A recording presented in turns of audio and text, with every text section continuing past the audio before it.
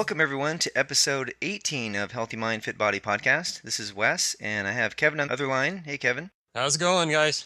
Good, and we have a special guest on today. We've mentioned a couple times the last two shows about Tom Naughton, who created the film Fathead.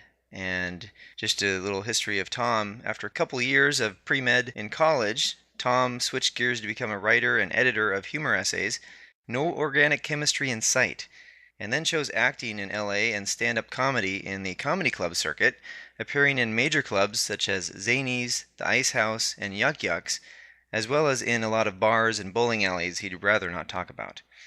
You can still check out his appearances in clubs and on cruise ships, where he's known for a clean, cerebral style.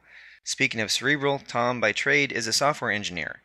Most recently, which is the main reason for this interview, he's the writer-director of the comedy documentary Fathead. You've been fed a load of Bologna. The film site is fathead-movie.com, and his personal blog is tomnaughton.com. Hey, Tom, welcome to the show. Good morning. You put it that way, I realize I sound kind of like a guy who can't hold down a job. Well, you've done a fine job with this movie. Thank you. Kevin and I watched it last week, and we were really impressed. Yeah, we really enjoyed it. And in fact, I actually backed that up. The next night, I watched the movie Food, Inc., which is another movie about food, but a really different conclusion on what should be done or what shouldn't be done. But yeah, I definitely preferred your film to the more, publicized Food, Inc., which I keep hearing about. And definitely preferred it over the Super Size Me movie, which was kind of the inspiration for your film, right? That's right. When did you get this itch to create a film that would challenge the so-called Spurlockian baloney? Well, it actually didn't start out as a desire to challenge Super Size Me. I had been putting together some ideas for shooting a pilot for a show I wanted to produce, kind of a comedian / man on the street / intelligent guy looks at issues of the day and presents them in some sort of amusing fashion. That was the idea. And I settled on the idea of I wanted to do a show about what I think is the ridiculous way that we treat fat people in our society. It's one of the few groups that it's still okay to hate or make fun of publicly. So I actually was doing research on that, kicking around some ideas. I hadn't seen Super Size Me because I had heard enough about it to know I would probably just be annoyed. But then, given the topics that I was exploring, I thought, okay, I should actually rent this movie and finally see what all the hubbub is about. And I rented it, and I not only was annoyed, I started to realize there was just a lot of baloney in there. His math didn't add up, for one thing. I am a computer programmer. You don't want to throw bad math at me and expect me to swallow it. And by the time I was done watching it, I decided to change focus. I thought, I really want to respond to this movie. So I kind of started looking into making more of a documentary and less of just a pilot, and I went from there.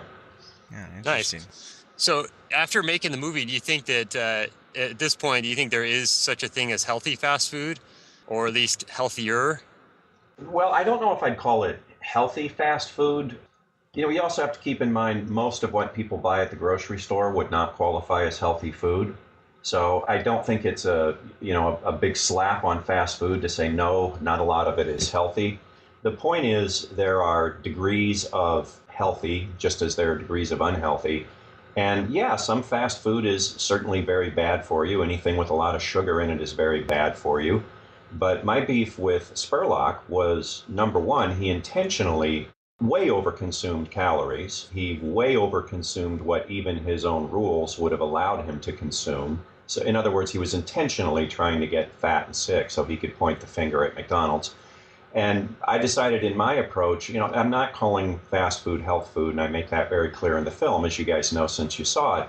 But there are better choices that you can make. So that's what I did. I actually lost weight. You've seen the movie. You saw the look of shock on my doctor's eyes when he was giving me the post-diet checkup. So, if you're going to eat fast food, the point is there are smarter ways to do it.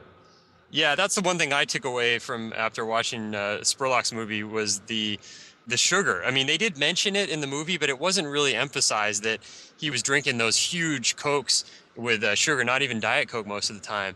and it's just tons of calories and it's just wreaking havoc on your system.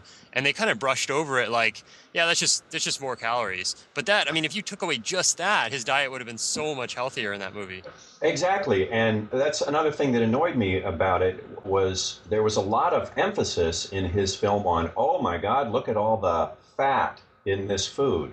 Mm-hmm. Well, it wasn't the fat that caused all the damage. It just kind of goes by briefly at the end. Oh, by the way, on this diet, I consumed 30 pounds of sugar. 30 Exactly. pounds of sugar? That's a pound a day. That would do it to anybody.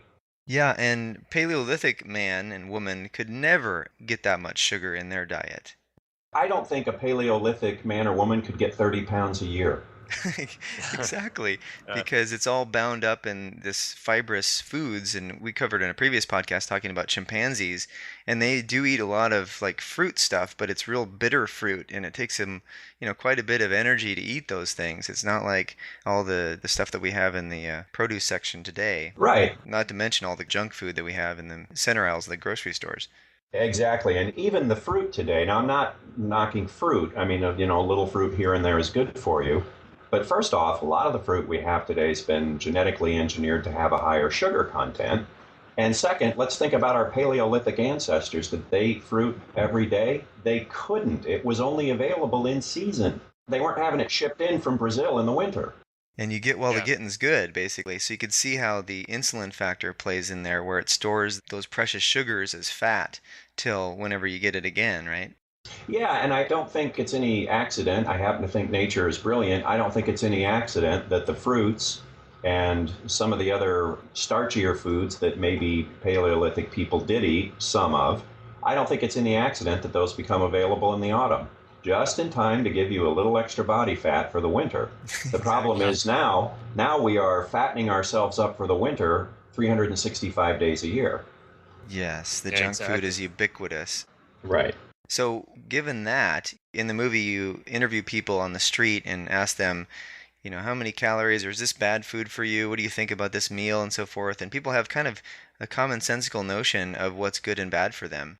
Right. But it's kind of like washed away by the influence of this bad nutritional propaganda that everybody gets. So where do you think the common sense ends and the bad propaganda has its ill effects on people? Very good question, because we do have to draw a line somewhere. Now, obviously, you've seen the movie. I'm a big believer in personal responsibility. When people are sucking down French fries and large Coca-Colas, nobody is looking at that and thinking this is good for me. And 99% of them are looking at that and saying it's bad for me. I know it. I don't care. I want it anyway. Now, where I draw the line to say, okay, we do have to excuse people a little bit is when we get into the whole fat is bad for you category. Because most people believe that's true. It simply isn't true. And so people have been fooled into making what they think are good decisions, which are actually bad decisions. The primary one being, I'm going to cut a lot of fat out of my diet. Well, what are they going to put in there? Exactly. Almost always they're going to substitute carbohydrates. And we've been told, oh, you've got to get your whole grains and potatoes and things like that. And those are all good for you. That's the point where I cut people a break, because I know I was one of those people. I ate like that. I thought I was doing the right thing, and I was getting progressively fatter and sicker. So obviously at some point, we do have to put the blame on the bad information. But as far as when people go to McDonald's and they order a large order of fries and a Coke, they know what they're doing to themselves. They're just deciding to do it anyway.